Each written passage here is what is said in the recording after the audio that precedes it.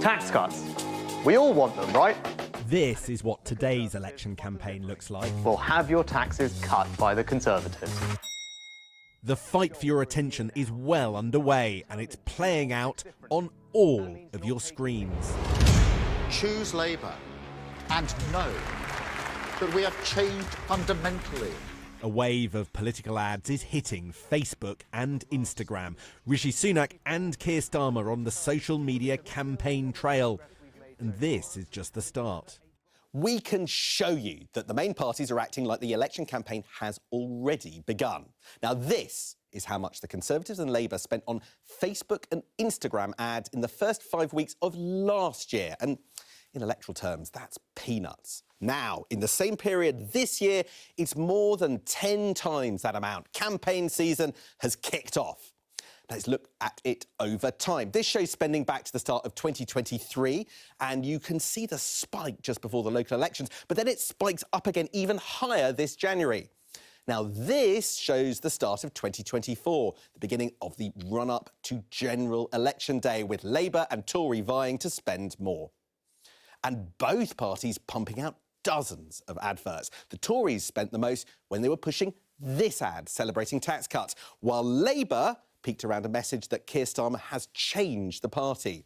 Now, really, only two of our political parties are in the race. Now, this is who is and isn't spending money online. And you can see smaller parties are clear that they just can't afford to keep up.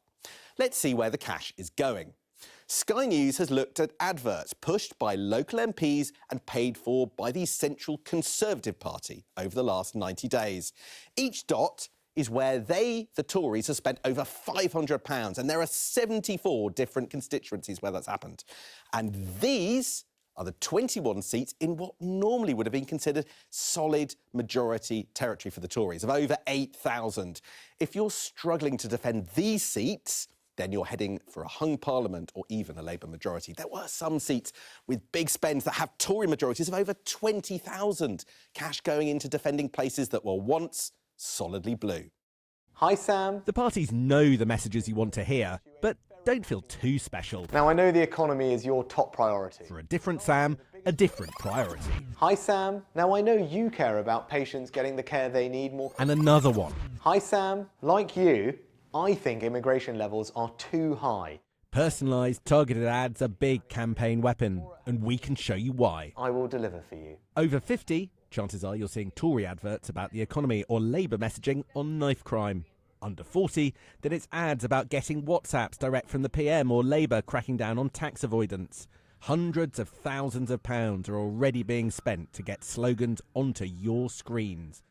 And a new rule change, coming in the data bill before Parliament now, means you might be about to see a whole lot more. There is a new thing in this bill allowing for democratic engagement, and effectively it sort of slightly loosens the rules for political parties. They'll be able to contact voters more easily, they'll need less permission to do so. Voters should brace for a deluge of information through every platform and every mean this election. I think there could well be a lot more contact of voters this election, yeah. There's a lot more money, there's a lot more data. You should expect to hear from political parties over the next year. Who thinks that we need change? New data rules and a big raise to the limit on election spending. The campaign cap has increased by 80% for the next election. The two main parties are going to spend those extra millions to reach you through your phone. Are the voters listening? Sam Coates, Sky News, Westminster.